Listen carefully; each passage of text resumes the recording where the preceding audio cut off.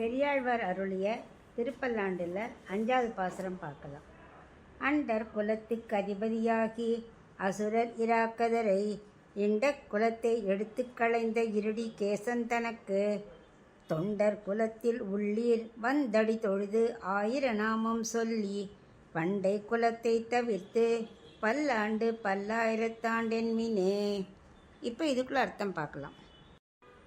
புதுசாக செல்வம், அதான் ஐஸ்வர்யம் வேணும் அப்படின்னு நினைக்கிறவா என்ன பண்ணுவான்னா, பகவானை வழிபடுவா இல்லையா, அவளெல்லாம் கூப்பிடுறார் ஆழ்வார். கூப்பிட்டு நீங்கள் பகவானுக்கு பல்லாண்டு பாடணும்.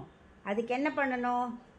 ஐஸ்வர்யத்தை மட்டும் விரும்பிட்டு இருக்கக்கூடாது. அது கிடைக்கிறதுக்கு அதை விட்டுட்டு பகவானுக்கு கைங்கரியம் செய்ய வாருங்கள் அப்படின்னு முதல்ல அழைக்கிறார். அதாவது பிரபஞ்சத்தில் பல அண்டங்கள் இருக்குது. எக்கச்சக்கமாக கூட்டத்திற்கு எல்லா அண்டங்களுக்கும் அதிபதி யார்? தலைவனாக இருப்பவர் பகவான் தான்.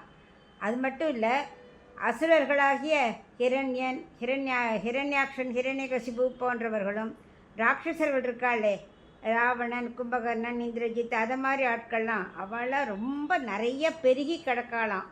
மட்டும் இல்லை, ரொம்ப நெருக்கமாக அவ்வளோ கூட்டமாக இருக்காளாம். அவளுடைய குலங்களை நிர்மூலமாக்குபவர் யார்? ஹிருஷிகேசன். அதான் பகவான் தானே. அவர் தான் புலன்களை எல்லாம் கண்ட்ரோல் பண்ணக்கூடியவர். அப்படிப்பட்டவரை பக்தர்களாக இருக்கும் நீங்கள் என்ன பண்ணணும்? தொண்டர்களே, எப்போவும் இந்த பகவானுக்கு தொண்டு செய்துகிட்டே இருக்கணும். ஐஸ்வர்யத்துக்காக மட்டும் தொண்டு செய்ய ஆசைப்படக்கூடாது. எதிரிகளாகி அரக்கர்கள், ராட்சசர்கள்லாம் இழந்து செல்வத்தை தரும்படி பிரார்த்திக்கிறீர்கள் அல்லவா? அவள் எல்லாரையும் சேர்ந்து ஆழ்வார் அழைக்கிறார். அழைச்சி பெருமாளுக்கு கைங்கரியம் செய்யணும். எப்படி செய்யணும்? முதல்ல பகவான்கிட்ட திருவடியை வணங்கணும்.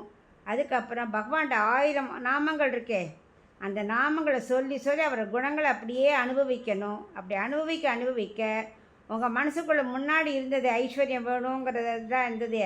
அந்த எண்ணமெல்லாம் அப்படியே மாறி கைங்கரியம் செய்யணுங்கிற எண்ணம் மேலோங்கி வந்துடும். அதுக்கு அந்த எண்ணம் வந்ததுக்கு என்ன பண்ணணும்? பகவானை போற்றணும். பல்லாண்டு என்ன போற்றி வணங்கணும் அப்படின்னு எல்லாரையும் அழைக்கிறார் ஆழ்வார்.